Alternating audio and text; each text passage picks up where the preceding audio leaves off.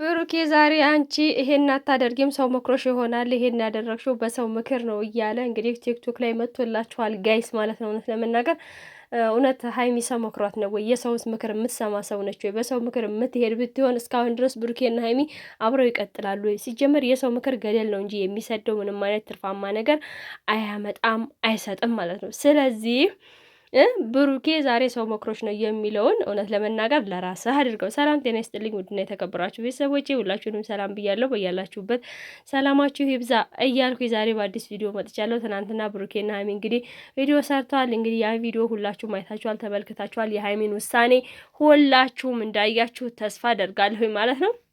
እኔ ከሁሉም ትናንትና በጣም የነደደኝና ያበሳጨ ነገር ብሩኬ ሻንጣዋን ይዞ መንገዱን ጨርቅ ያደርግልሽ ብሎ መሸኘቱ ትንሽ አበሳይቶኛል። እውነት ለመናገር ሀይሚን ማስቀረት አይችልም ነበር ብሩኬ የሚለውን ነገር ሳስብ በጣም ነው ግራ የሚያጋባኝ። በእርግጠኝነት ሀይሚ ከብሩኬ የመለየት ፍላጎትም የላትም። ምክንያቱም ሀይሚና ብሩኬ ሁሉን ነገር ትታ ሀይሚ በቃ ይቅር ያለፈው አልፏል ብላ ወደ ሰላም ተመልሳ የይቅርታ ልብ አሳይታለች። ስለዚህ አሁን ደግሞ ምንም ቢፈጠር ምንም ትሄዳለች ብዬ አልጠብቅም ነበረ። ነገር ግን ምናልባት ብሩኬ ወደ ዱባይ ሊሄድ ስለሆነ ሀይሚም ደግሞ እዚህ ቤት ውስጥ በጣም ብዙ ሰው እየተመላለሰ ስለሆነ ከፍቷትም ሊሆን ይችላል።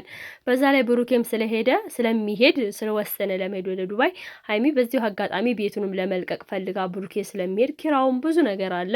እነዛም ነገሮች ተጨማምረውባት በዛ ላይ ደግሞ ታውቃላችሁ ብዙ ሰው እየሄደ ነው ወደዛ ማለት ይሄ ያወኩሽ ናኩሽ ይባላል።